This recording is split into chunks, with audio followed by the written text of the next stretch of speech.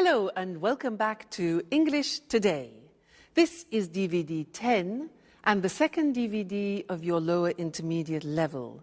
And in this DVD, we'll begin with another 3 episodes of our story, That's Life, followed by our special TV programs where our travel expert will be looking at capsule hotels. And then in our cinema program, we'll be talking about Bollywood. Then in the grammar section, we will study more about the forms will and going to in the future and their uses. We'll also study the past continuous tense and the different uses of the word like.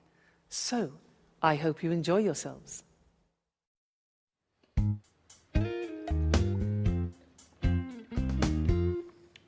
Alice, what are you going to do today? I don't know. Why? Well, I'm going to do some shopping for this evening. Would you like to come along? I'd like to make dinner for Jack's aunt. I also want to invite Sharon and Peter. My lesson is at 3. I don't know what time I'll finish. Well, don't worry. I'm going to do some work before that. I don't think I'll finish before 5. So, what do you say? Okay. But only if you loan me your red hat. Okay, I'll lend you the hat. But be careful. If you lose it, I'll get very angry. Good morning, everyone. Oh, good morning, Mrs. Andreini. What are you talking about? We're deciding what we're going to do today. How are you going to spend your day? I think I'll go for a walk in the city centre. Maybe do a little shopping. Oh, I think it's going to rain. Just look at those clouds. Hi, guys. Hi, Auntie. Morning. I'm on my way out. Jack, aren't you going to have breakfast? Oh, I can't, Auntie. I'm meeting a Japanese client. If I get there late, my boss will have a fit. You can't go on an empty stomach. Oh, don't worry. I'll have something to eat at lunch. Oh, wait, Jack. I'll come with you. So, we'll see each other at 5. Don't forget.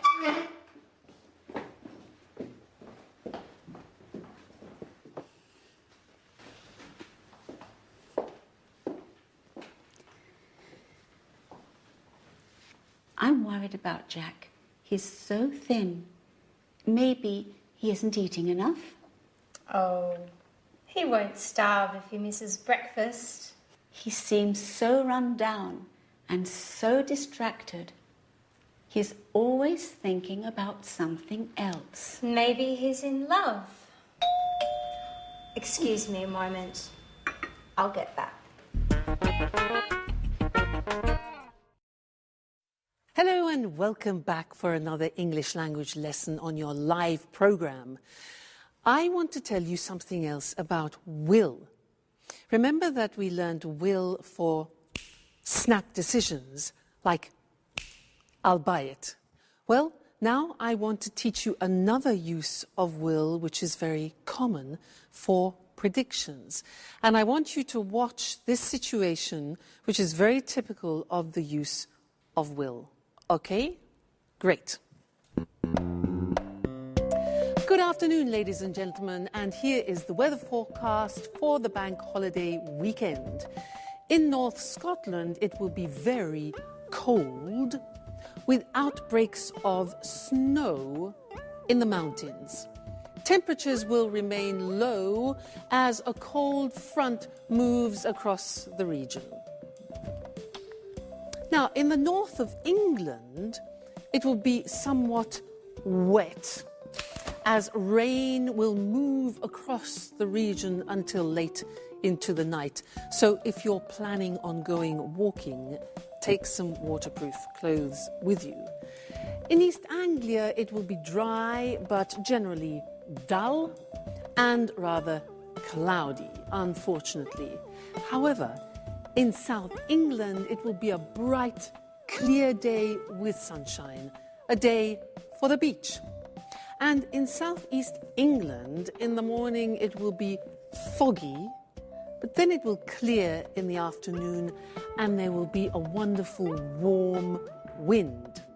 So, ladies and gentlemen, that is the forecast for your weekend, your holiday weekend, and I hope you enjoy yourselves. If I were you, I would go to South England where the sun is shining. Goodbye.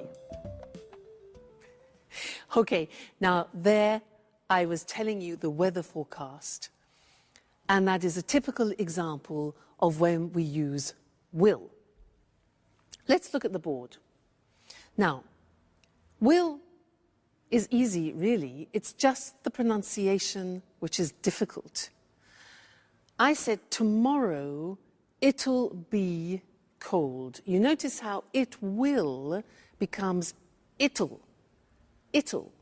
Strange pronunciation, yeah? So tomorrow it'll be cold. It'll be sunny. It'll be winter. It won't be sunny is the negative. Won't, remember the difference between will not, won't, and want, won't, want. So be careful with that pronunciation. So it'll be sunny and it won't be sunny, you could say, okay? So that's another use of will for predictions. So we have learned snap decisions, I'll buy it, and predictions, tomorrow it'll rain. So, what do you think it will do tomorrow? We'll find out, won't we? Okay, see you in the next lesson. Bye.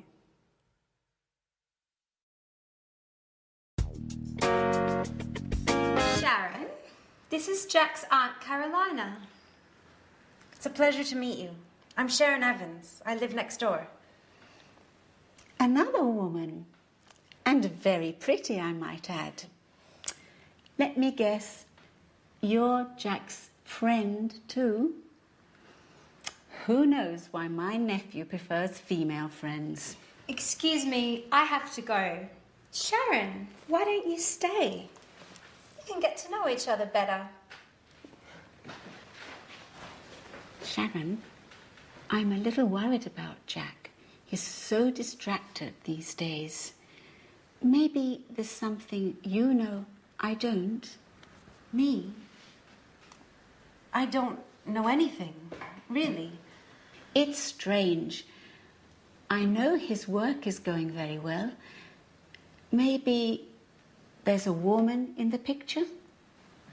Listen, I'm very sorry. As I told you, I don't know anything about it. Now, I really must get going. Okay. What's the matter, Sharon? You look a little upset.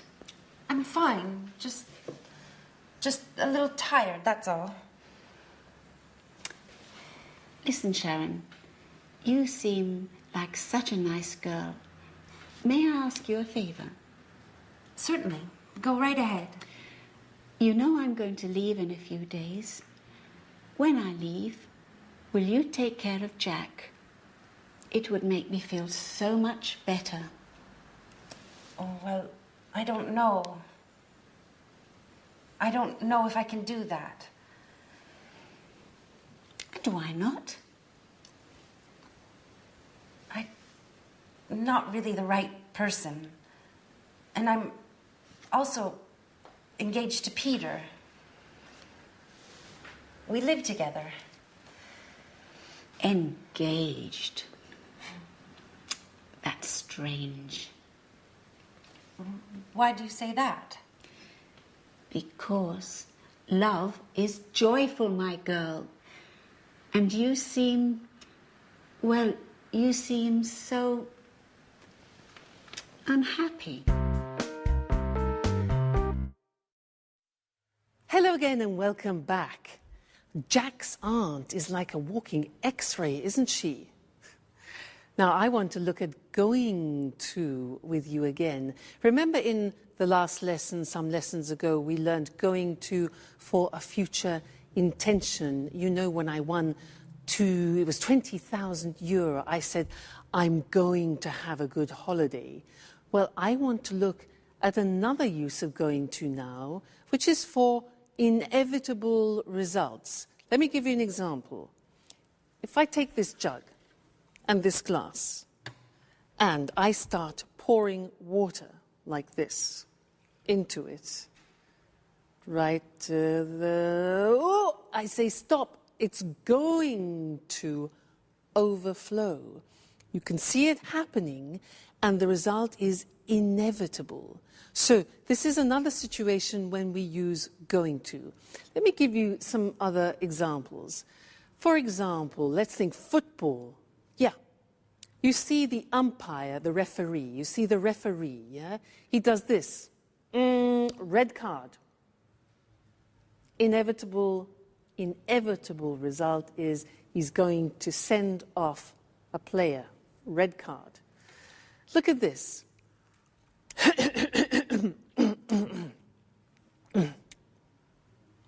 I'm going to make a speech.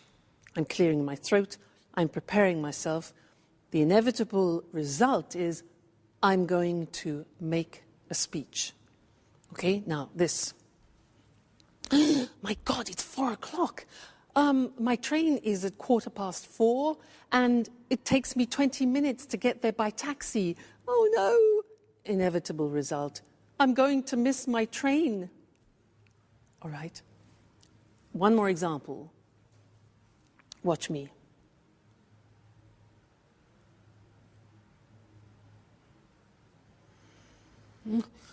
I'm going to fall asleep.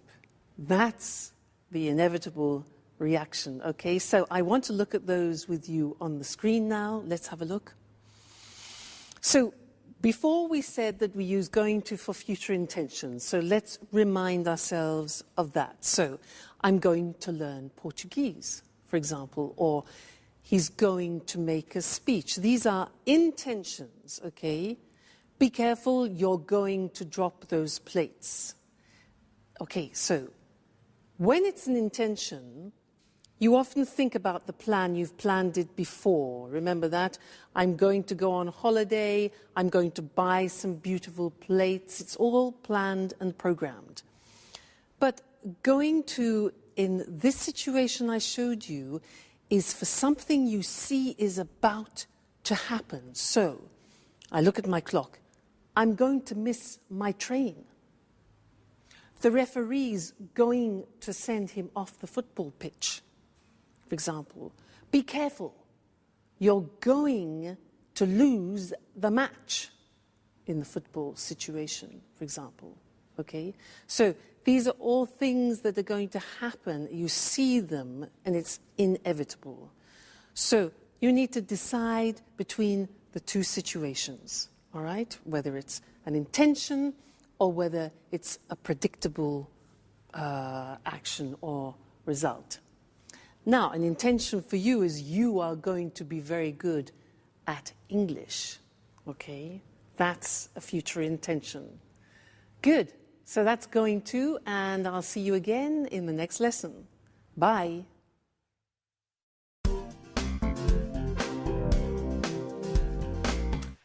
Hello, Anne. You're very beautiful this evening. Come on. Would you like a nice big kiss? But, Peter, are you crazy? What's the special occasion? I'm so happy. I'm elated. But you're never like this. What's happened? Do you remember that famous director who was at my performance? What did he look like?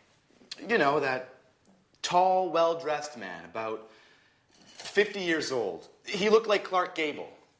Oh, yes. Now I remember. Well, he said he wanted to direct a musical in Japan. Yes? And? But so what?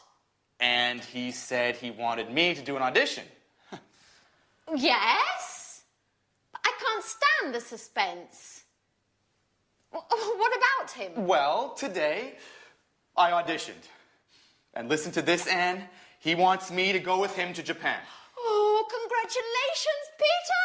That's fantastic. I'm so happy for you. Oh, now tell me everything. What was the audition like? I was very nervous. At first, he asked me to sing. And then he asked me to act like a snob. You know, they're putting on My Fair Lady, and they're looking for an actor to play the professor of pronunciation. Remember, this professor transforms a simple flower girl into a high society star. Oh, wow! A leading role! You are perfect for the part. But you like wearing fancy scarves.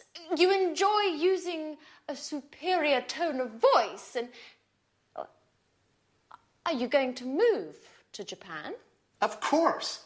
I'm so excited about the idea of living there. I wonder what it will be like. What does Sharon think about all this? Well, she doesn't know yet. You know, she's so moody. I need to find the right words. Anyways, all I can think about now is celebrating. Do you want to go dancing? But you hate dancing, Peter.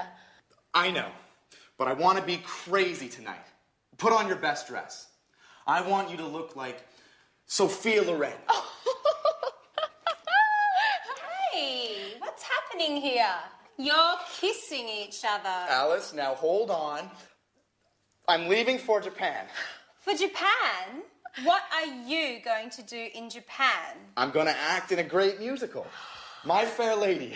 That's amazing. And when are you going to leave? I don't really know yet. I think we're going to leave in 2 or 3 weeks, at the most. And what does Sharon think about this? Sharon? Sharon? All you want to know about is Sharon. I imagine she'll be very pleased to come with me. At any rate, it's time to party. We're going dancing. Would you like to join us? Dancing? Why aren't you always like this? Going to Japan is making you much more fun.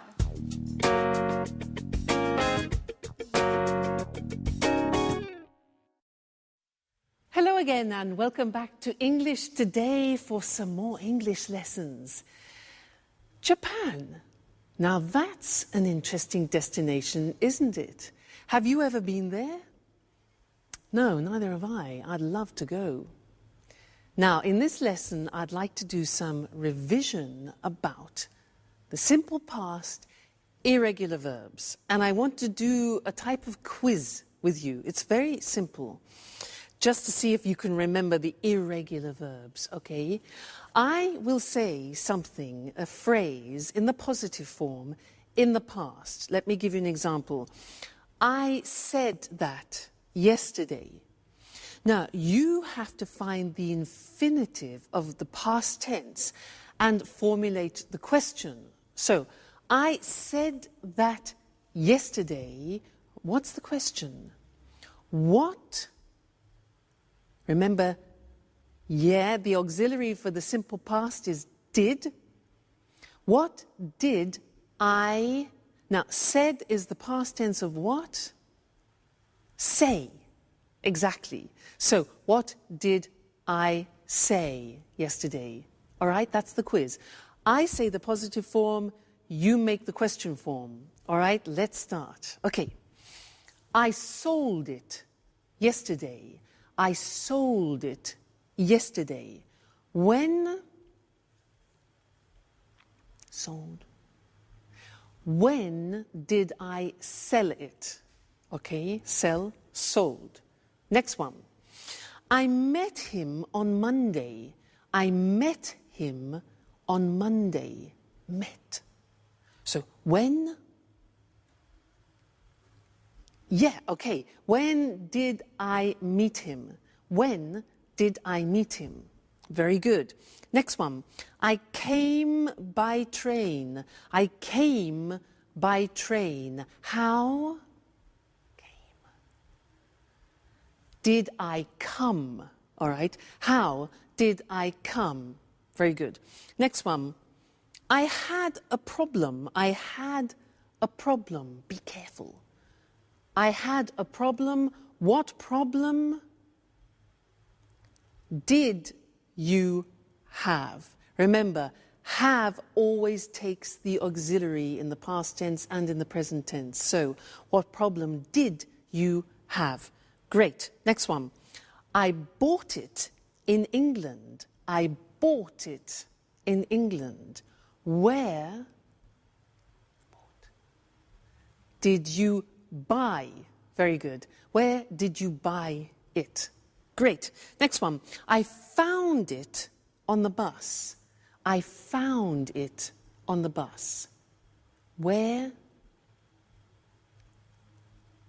did you find? Find, found. Where did you find it? Good. Next. I thought it was good. I thought it was good. What did you think about it? Think, thought. What did you think about it? Great. Next one. He was at home. He was at home. Where? Be careful. Was. The verb to be, remember? An exception. Where did he be? No, you can't use the auxiliary with the verb to be, so he was at home. Where was he? Okay, so don't forget that. The verb to be is an exception, doesn't use auxiliaries. Right, next one. I flew by British Airways. Flew. How did you fly? Okay. I saw the film yesterday. I saw, S-A-W, the film yesterday. When? Did you see the film? Okay, great, we're getting good. I drank some wine. I drank some wine. What did you drink? And the last one, I took an aspirin. Took, T-O-O-K. I took an aspirin. What did you take? Fabulous. Let's go and look at those on the board now quickly, just to remind you also of the spelling, all right? So, I said that yesterday. What did you say? Said, infinitive, say. I sold it yesterday. When did you sell it? I met him on Monday. When did you meet him? I came by train. How did you come? I had a problem. What problem did you have? I bought it in England. Where did you buy it? I found it on the bus. Where did you find it? I thought it was good. What did you think about it? He was at home. Where was he? No auxiliary. I flew by British Airways. How did you fly? I saw the film yesterday. What did you see? I drank some wine. What did you drink? And I took an aspirin. What did you take? Great. You see, it's really just a question of practice. With the irregular past tense verbs, it's a question of memory and familiarizing yourselves with them. It will come with practice. Okay, great. So, see you in the next lesson. Bye.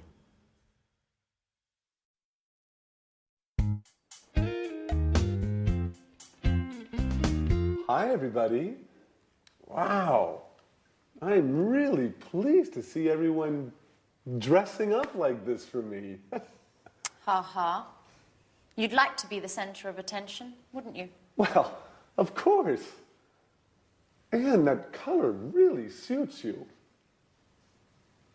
And Alice, made up like that, you look much older. What's happening anyway? Why are you all so elegant? Did I forget something? No, Jack. We're going out to celebrate with Peter. He's going to play a role in a musical. And he's moving to Japan. To Japan? What does Sharon think about all this? She doesn't know. Anyway, according to Peter, she'll be ecstatic about the idea of moving to Japan. Moving to Japan? What does Sharon have to do with Peter's musical anyway? Well, you know how it is, Jack. When two people are together, they make changes together. And anyway, why do you care if Peter and Sharon move to Japan? Oh, I don't care. But I really don't think that Sharon is going to be happy about moving to Japan. That's what you think. Well, of course, I could be wrong. In any case, it's useless to make guesses. Hey, Jack, do you want to come with us? Not really. Tell Peter I'm sorry, but I don't really feel like celebrating tonight. Well, you don't know what you're missing. Sayonara, Jack.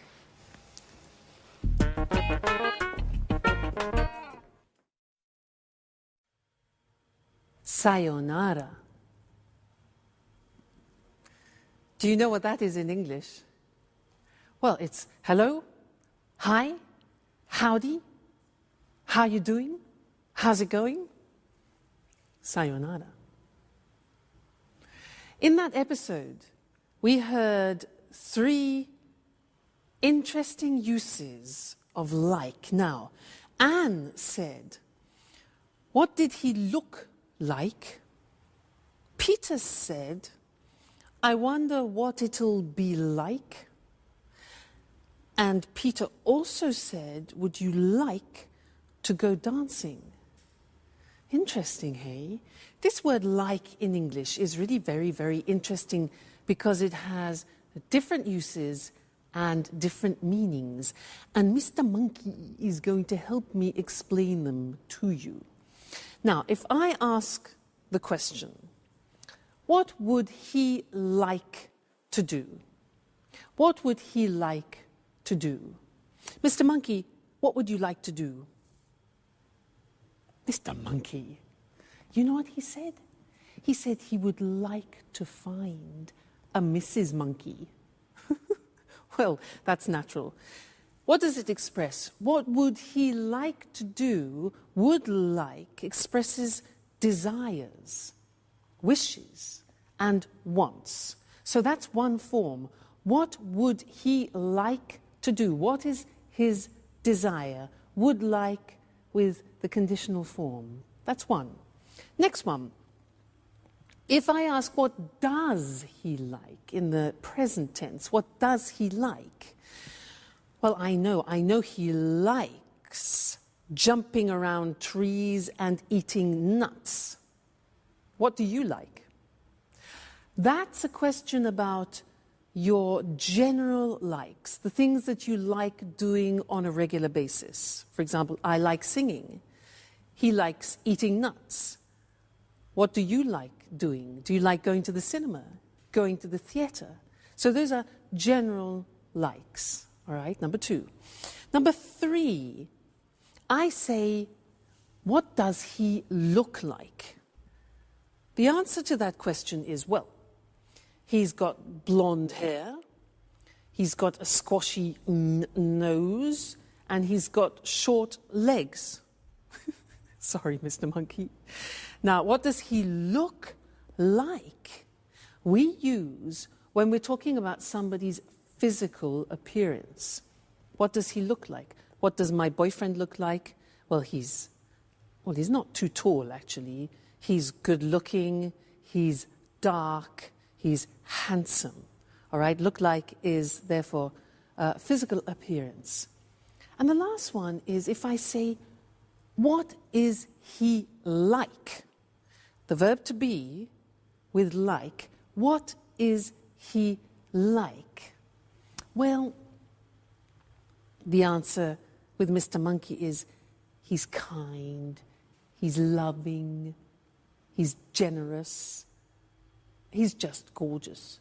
So what is he like is the general impression about something. So that's 4 different uses of like. Very, very interesting. Let's look at them together on the board to help you. So the first thing we said was talking about a specific request, about something you desire or something you want, okay? So what would he like to do? So would like. The answer could be, in his case, he'd like to have a long holiday in the sun. Yeah, and wouldn't you? All right. The next question was, what does he like? And this is for general likes, hobbies, for example. And the answer could be, well, he likes going to the theater and the cinema. He likes playing with other female monkeys. Okay.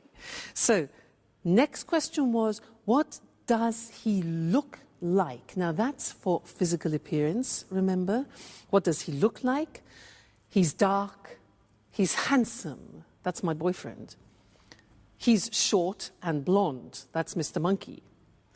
And then the last one is, what is he like? The verb to be with like at the end for general personality and character. So, what's he like?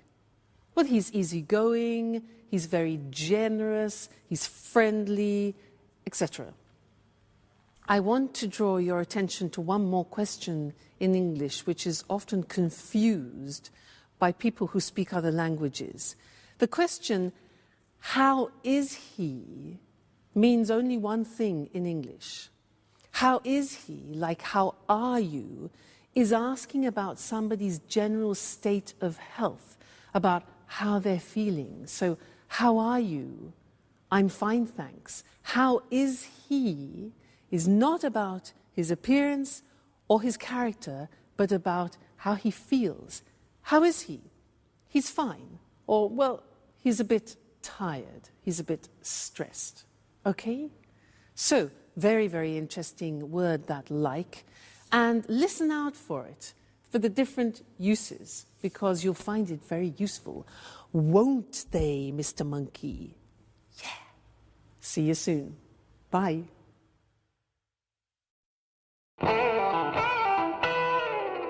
Yes, sure. Okay, 4 o'clock is fine. I'll see you later. Bye. Who are you speaking to, Sharon? To the museum I sent my CV to. I'm going to have an interview this afternoon. Ah, great. But I really don't understand why you're in such a rush to find a job. You know very well I don't enjoy being a tour guide. Now, let's get back to us. Where were you last night? You didn't get home until 3 in the morning. I was out with Anne and Alice. Listen, Sharon, I have to tell you something very important. What's the matter, Peter?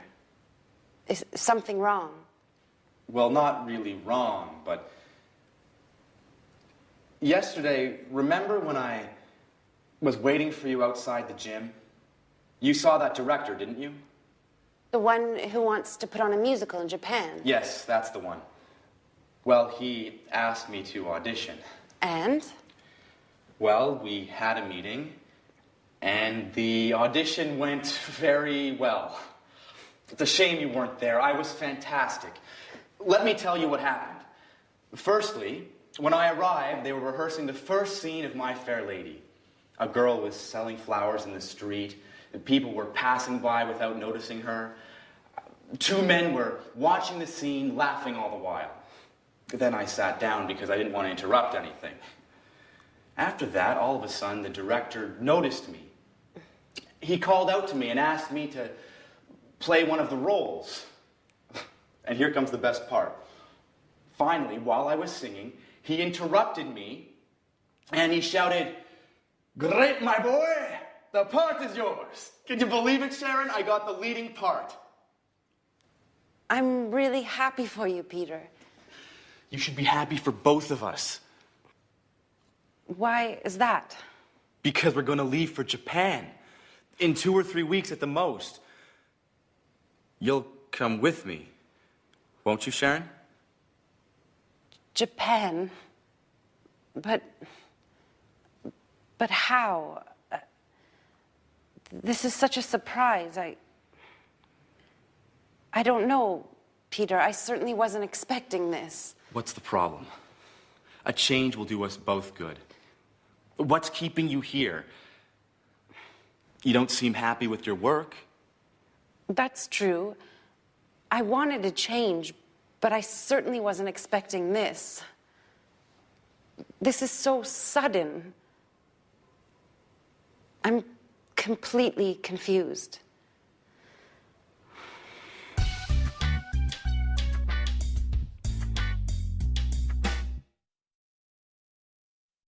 Hello again. Peter and Japan, or Jack and England? Sharon, the choice is yours. What would you choose? Now, there was something that Peter said in that episode which is interesting and that I'd like to teach you now. He said, while I was singing, he interrupted me and shouted, "The part is yours." While I was singing, he interrupted me. Now, that is an example of the past continuous tense, which is what I'd like to look at with you now. And I want to give you some examples of that if you listen, using my friend, the alchemist. Now, this is the alchemist. And he travels through many countries looking for magical potions to help people. And he was traveling in Tibet for many, many days and was extremely tired. So he decided to lie down and rest. So Mr. Alchemist rested in the mountains of Tibet. And while he was resting, a magical butterfly from Tibet rested near his head to protect him. And these butterflies in Tibet protect good people from the evil around. And there are evil things in the mountains of Tibet. So, while he was resting and regaining his energy, suddenly a ferocious lion appeared and saw the alchemist and the butterfly resting and thought, "Ha-ha, a great two-course dinner, a starter and a main course." As he was preparing to attack, the butterfly saw him but didn't move. As the lion was getting closer, suddenly the butterfly turned and cast a spell on the lion, and the lion bit off his tongue and died. That was the end of the lion. And the alchemist survived. Let's look at the language that I use there, the past continuous. Now, the past continuous, as I said before, is a tense that we use when an action is continuing and is sometimes interrupted by another action. Look at the example. He was sleeping when the lion attacked. She was working when it happened. Now, you noticed it's I was, you were, he, she, it was, we were, you were, they were, plus the infinitive form and ing. So, she was working when it happened. We were watching TV when he phoned. They were relaxing when the lights went off. Now, the negative form is easy because you put the auxiliary into the negative. I wasn't concentrating when I dropped it. You weren't listening when the teacher explained it. You weren't. Check the pronunciation there. It wasn't working when I switched it on. The question form, you take the auxiliary and the subject form. What were you doing when he phoned? What were you doing? Where were you going when the news arrived? And who were they talking to when I saw them? Who were they talking to when I saw them? All right, so past continuous tense in order to describe actions which are continuing and can sometimes be interrupted. Or, for example, as I was telling the story, you were listening to me and learning the past continuous. Okay? Great, so that's the past continuous. Come back to the next lesson for some more new language. Bye.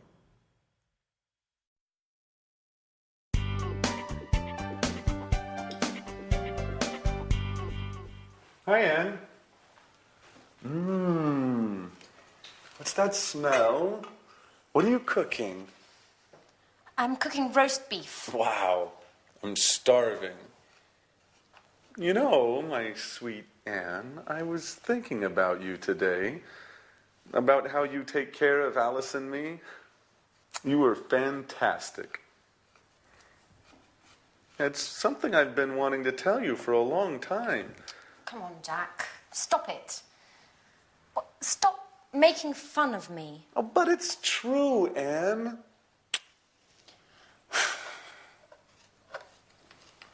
What's the matter? Why are you so nervous today? I know everything, Jack. I know all about you and Sharon.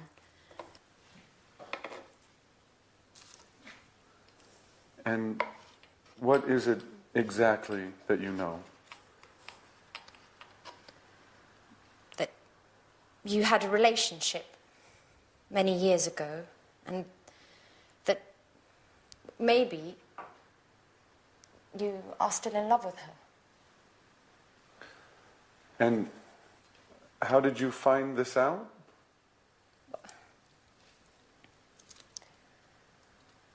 I was tidying up in the living room the night of Peter's performance when I saw your jacket. And I was taking it to your room when something fell out. It was a photo. A very meaningful photo. You were kissing her. So I spoke to Sharon. And what did she say? She told me everything. Tell me the truth, Jack. Are you still in love with her?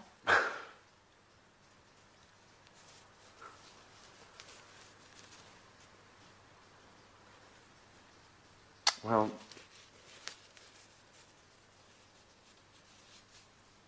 I have to admit that seeing her makes me feel... But, well, what about me, Jack? I thought there was something special between us. And there is, Anne. I care very much about you. But... Well, I thought we were just friends. Oh.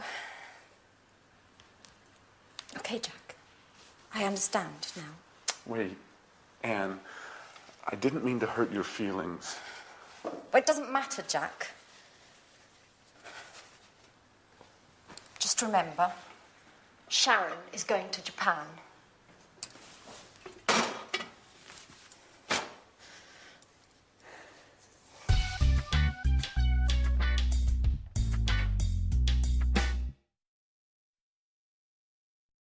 Hello again and welcome back for some more English. In that last episode, there were some interesting sentences Jack said, "Why were you so nervous?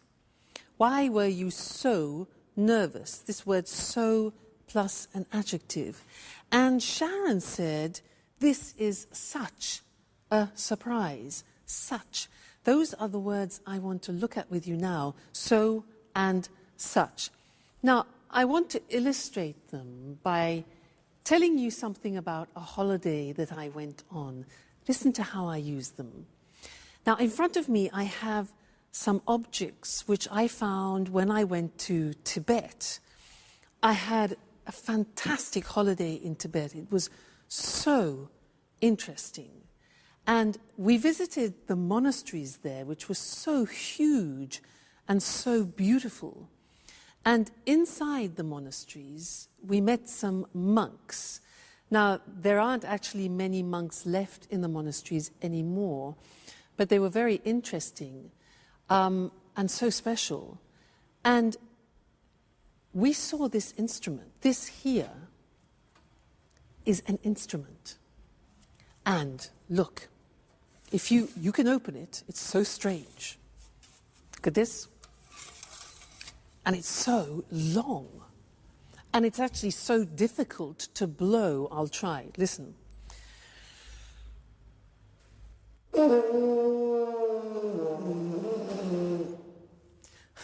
Well, when they played it in Tibet, it was much easier. Anyway, so interesting, this. So they have these instruments, and the monks wear these hats. Look. Look. Oh, so strange, hey? Look at them. Very strange. So, or very interesting. And in Tibet, obviously, the temperatures are low, and the Tibetans have a special type of milk. And this is a container where they keep the milk, and the milk is yak milk. It comes from these unusual cows with long hair and horns that make this milk, yak milk, which is so unpleasant if you're not used to it. But anyway, it was such an interesting trip that I really recommend you should go and visit Tibet. Now, as I was describing Tibet to you, I was using both so and such. Let me show you how that works. So is usually followed by an adjective. The example is, Tibet is so interesting. Interesting is an adjective. So interesting, and it gives the impression of being very, extremely interesting, okay? We were so impressed by Tibet. So plus adjective.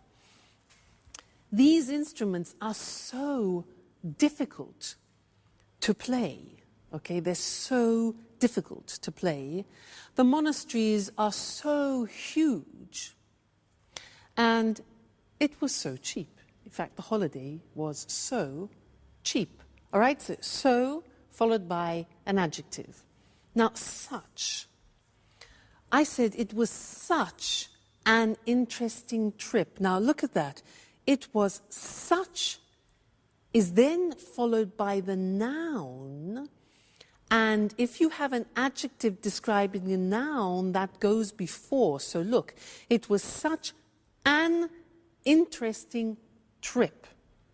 Okay, not easy. It was not a such interesting, but such an interesting trip. Another example, it was such a different experience. So such goes before the noun and its adjective. In the plural, look at what happens. They sang with such deep voices. Yeah, in fact, in Tibet, the monks, they sing in their boots. They sing, incredible sound. You notice in this example, we take out a or an, which is the indefinite article, and it becomes they sang with such deep voices. They wore such strange hats. All right? So and such. So we use with adjectives, such we use with the noun and its adjective. All right? So Tibet is so interesting. I recommend you go there for a trip. Okay. Great. Well, I look forward to seeing you in the next lesson for more English. Take care and keep practicing. Bye. Good morning. Welcome to this week's edition of the Travel Programme, and welcome to Christine Oteng, our travel expert. Good morning, Lucy. Well, Christine, statistics from the International Tourist Office show that Japan is the in destination at the moment for holidays. That doesn't surprise me. Japan's a fascinating country. Yes, I'm sure it is, but tourists do worry about high prices in Japan. It's true, Japan can be expensive, but there are ways to save money. Visitors can save on accommodation, for example. What do you have in mind? Well, I'm thinking of capsule hotels. There are lots of them in Tokyo and in other Japanese cities. What on earth is a capsule hotel? It's a low-budget hotel. It doesn't have bedrooms. Instead, it has capsules. You sleep in a capsule. This is a plastic box, 2 meters long, 1 meter wide and 1 meter high. Incredible. It sounds like a coffin. Yes, but they're more comfortable than a coffin. There's everything you need. A bed, a control panel for the light and heating, or air conditioning, a small TV near your feet, a radio and an alarm clock. Don't tell me there's a shower too. Yes, there is a shower, but not in the capsule, though. You share showers and toilet facilities with other guests. And how much does it cost? About €25 a night. Capsule hotels are really for office workers who miss their trains home at night, but tourists can sleep there too. Amazing. And only €25. Do you think that an idea like that could work in Europe? Absolutely. In fact, there's at least one capsule hotel already in London. Does it have capsules too? No, it doesn't. There are traditional rooms, but they're very small. They're about 7 square meters. Many of them don't have a window, and there isn't a wardrobe, just 2 coat hangers. You need to pay extra to watch TV and to have your room cleaned. But there is a double bed and an ensuite bathroom with a shower, toilet and wash basin. And how much does it cost in London? A room costs about €40 a night. But if there's a lot of demand, the room can cost more. You see, the hotel uses the concept of low-cost flights. And the earlier you book, the cheaper it is. So, if you book at the last minute, you pay more. That's it. Well, there are some interesting travel ideas there. If you're looking for a cheap place to stay in central London, you could try a capsule hotel. But remember to book early. On the other hand, if you're visiting Tokyo, why not spend a night in one of those capsules? It'll certainly be an unusual experience, and you'll save some money too. Thanks, Christine. It's a pleasure. Goodbye. And goodbye to all our travellers. See you next week. Christine said Japan is the in destination at the moment. We say something is in when it's fashionable and popular. We can say green is in, or green is the in colour. This means that it's a popular colour at the moment. And did you know what a capsule hotel is? I didn't. It's a low-budget hotel with capsules instead of rooms. Low budget means it doesn't cost very much, so a low-budget hotel is cheap accommodation. Remember, accommodation is the place where you sleep. How much does it cost? This is the question you ask when you want to know the price of something. It costs about €25 a night. Notice we say the price of a hotel room, about €40 a night. We use about before the price to indicate that it isn't exact. It could cost a little more or a little less. And we say €40 a night. This means for one night. In London, the earlier you book a room, the cheaper it is. To book means to reserve. So you should book early. This means you should reserve the room as soon as you can, because if you book at the last minute, it's more expensive. At the last minute means very late, just before you leave. So now let's look at some hotel vocabulary. A double room is a room with a double bed, a bed for two people. A single room is a room with a single bed for one person. Usually in a hotel room, there's a wardrobe, the place where you put your clothes. An ensuite bathroom is a private bathroom for your use only. In low-budget hotels, you often have to share the showers and toilet with other guests. Guests are the people who stay in a hotel. To share means that it's not only for you. When it's cold, you use the heating to make a room warm. In summer, when it's hot, you use the air conditioning to make a room cool. That's all for this time. Take care and see you next week. Good morning and welcome to this week's edition of Talk Cinema. And welcome to Sanjeev Gupta, our cinema expert. Hi, Lucy, and hello, everyone. Well, Sanjeev, what are we talking about today?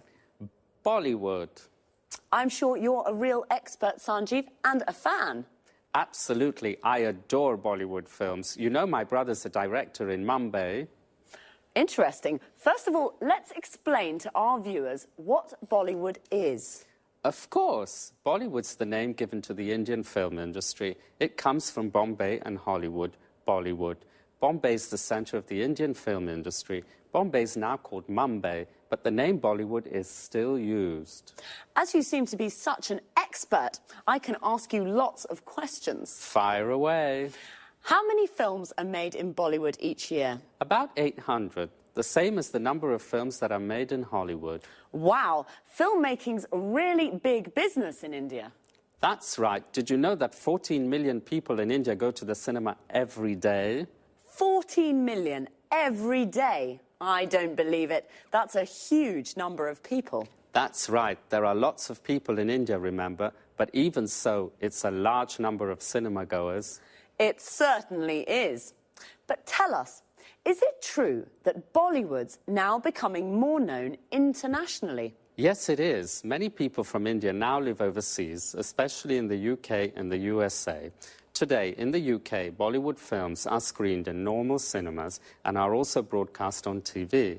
The films are becoming popular with new audiences. Also, you know, Hollywood's beginning to copy Bollywood. The film Moulin Rouge, for example, used lots of ideas that are common in Bollywood films.